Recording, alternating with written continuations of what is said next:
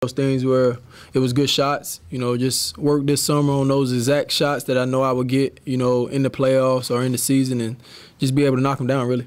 In those times when it went wrong for you, last night was obviously a tough game. What did go wrong? I mean, what were the things that you really didn't click with? I won't say it was one thing. I think it was just more of a whole team effort. Oklahoma City hit some big shots. They played a great series. Hats off to those guys. But I feel like we let some games slip away. And just us being consistent for 48 minutes. It's not one single thing I did wrong or somebody else did wrong. I think just being consistent for those 48 minutes. I feel like we let some slip away. And you can't do that in the playoffs.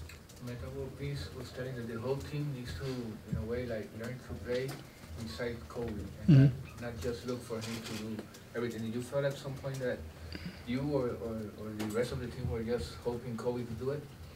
I don't think nobody was just hoping he could do it. We all know what Kobe's capable of. What Meta said, it's something that we definitely got to work on. Kobe's not getting any younger, so to save his legs and to save him a little bit, definitely try to get everybody involved more. And Kobe's still gonna do what he does because he's the best at it. So I definitely agree with Meta. Just getting everybody else involved and taking so much strain off Kobe, is something we definitely got to work on. All those teams, all the head coaches and things like that, when you do sit down and make your decision about it next year, is long-term security something that becomes very important? It's definitely something you look into. Tomorrow's not promised, so it's definitely something you consider.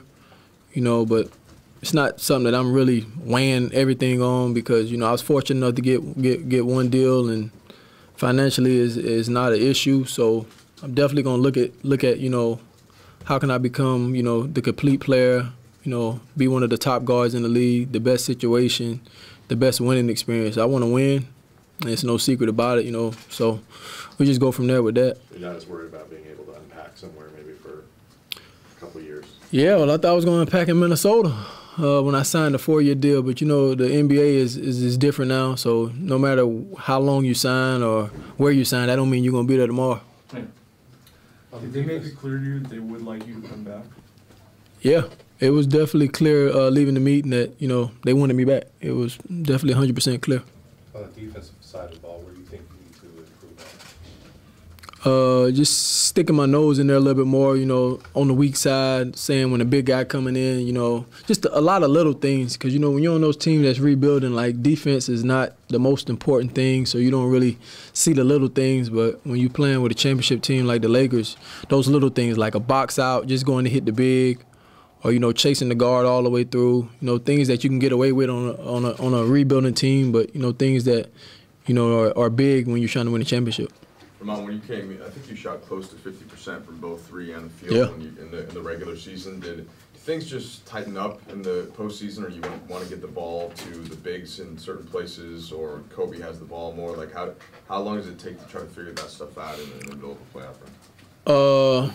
It's tough to figure out, because the offense changes a little bit more than it did in the regular season.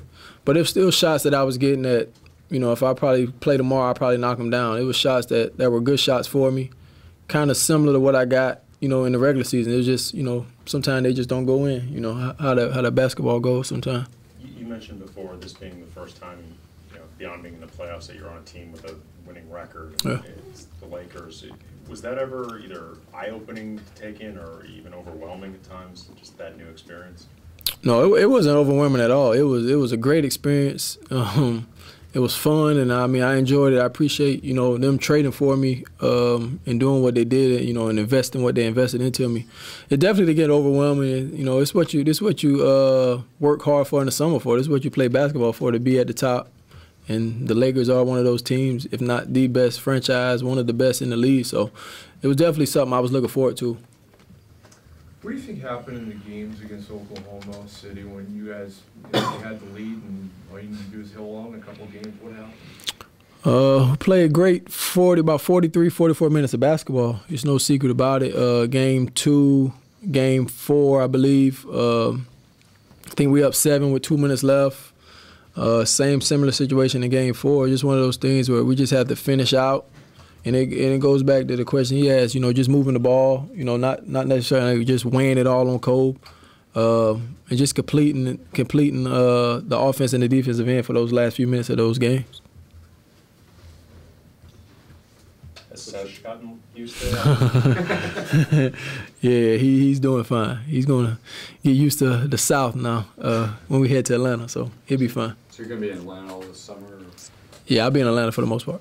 How much influence does Sesh have on the decision in terms of He like it all. He likes snow, sun, rain, so it don't matter to him.